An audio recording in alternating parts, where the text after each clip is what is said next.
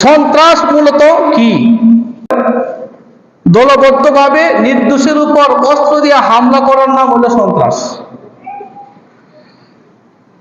দলবদ্ধভাবে নির্দোষের উপরে না দোষীর উপরে, নির্দোষের উপরে অস্ত্র দিয়ে হামলা করার নাম সন্ত্রাস।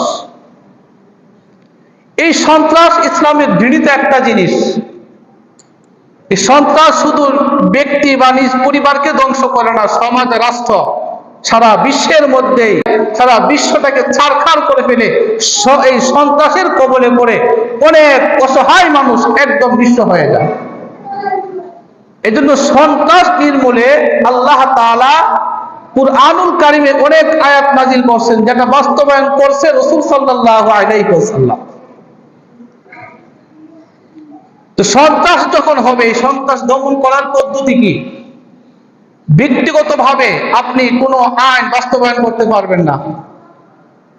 ইসলামের আইন আছে, এক মানুষ আরেক মানুষকে যদি হত্যা করে, হত্যার বদলে হত্যা, এটা আপনি করতে পারবেন না। চুরি করলে হাত কাটতে হবে, গ্রামের শালিশান দ্বারা এরা হাত কাটতে পারবে না। ব্যক্তিগত, আমরা ছেলে চুরি করছে, এখন আপনার দেখুন কোরআনে আছে চুরি করলে হাত কাটা, আপনি নিজে আপনার ছেলের হাত কাটতে পারবেন না।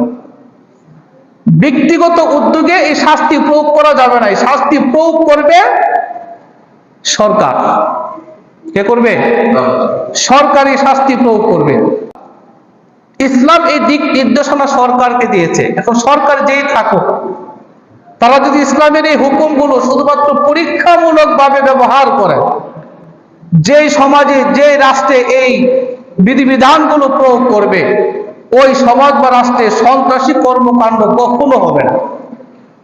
এখন আমরা তো ইসলামের হুকুম মানি না, আমরা শুধু নামাজ আর রোজাকে ইসলামের হুকুম মনে করি।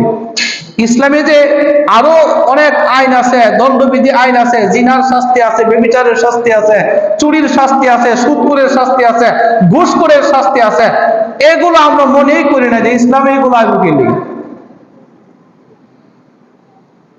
সন্ত্রাস দমনের দুইটা পদ্ধতি, একটা পদ্ধতি হলো প্রাথমিক, আর একটা পদ্ধতি হলো চূড়ান্ত ভাবে সন্ত্রাস দমন করবে।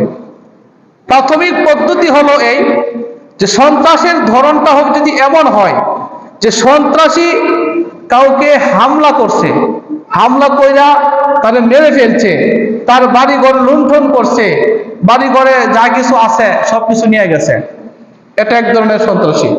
এমন হয় না? যদি এমন কেউ করে, হামলা কইরা খুন করছে, খুন কইরা সবকিছু লুণ্ঠন কইরা